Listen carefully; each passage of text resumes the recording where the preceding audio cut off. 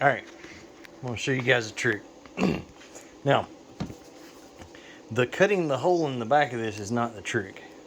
Kempter showed me that trick, and it's pretty cool, right? Cut a hole in the back of one of these or whatever, or you know, the smaller buttstocks if you want to use like a longer tank.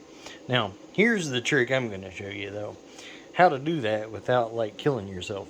So with a lot of these hole saws, if you go to do it, the teeth are gonna catch, and it's just gonna spin around, and it's gonna be a mess if you know from the back.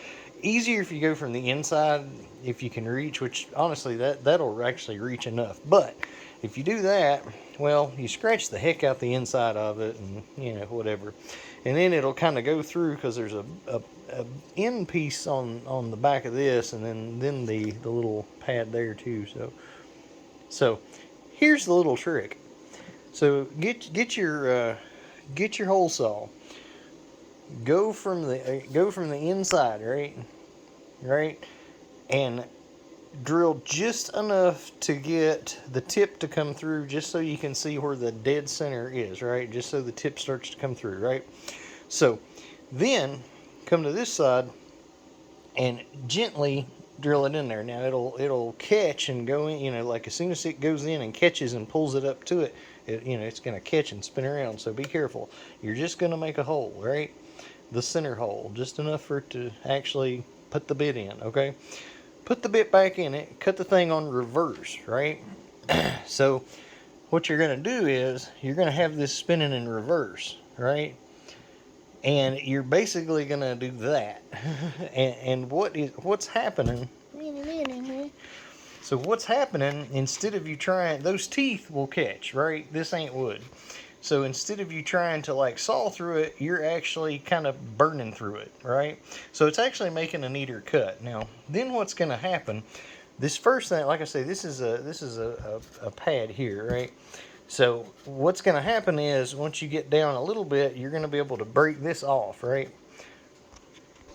Now, if you really watch and get it to where it's like super duper paper thin, right? To where it'll break easy, it'll look way neater.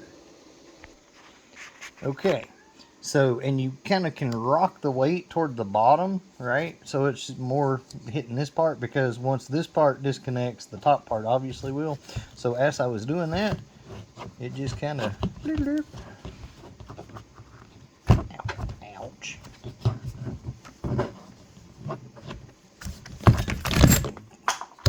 There we go.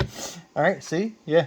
I didn't even have to try to break it. It just, you know, burn it right off. Look how freaking smooth that is, right? So now all I got to do is use my saw to cut that piece out. So, yeah. And I'll probably do it the same way.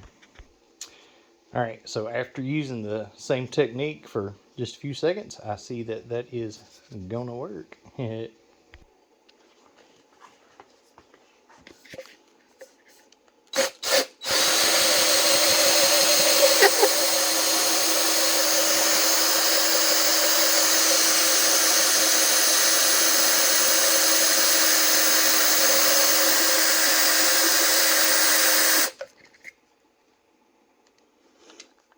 Now, I can check it. Oh, see, instant grab.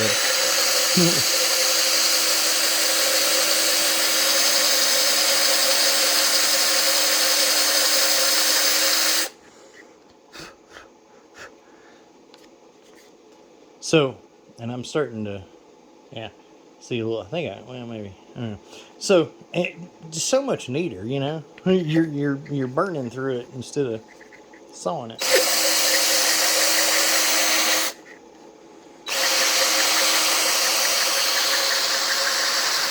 Oh, there we go. Here we go. So, I did mess it up a little bit before I realized to do this. So, you know, I'll have to go in there and clean that out. But cut those little edges off there and whatnot. Right.